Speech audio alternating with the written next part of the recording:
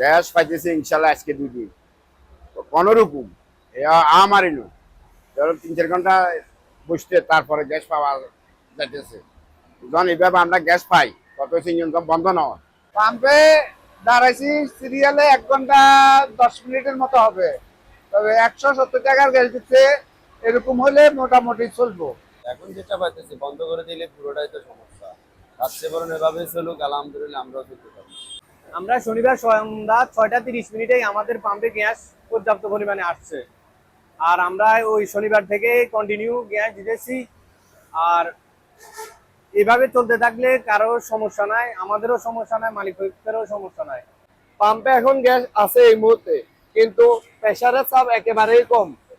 আমরা যা আসতেছে লাইনে তা দিয়ে আস্তে আস্তে গ্যাস দিতেছি।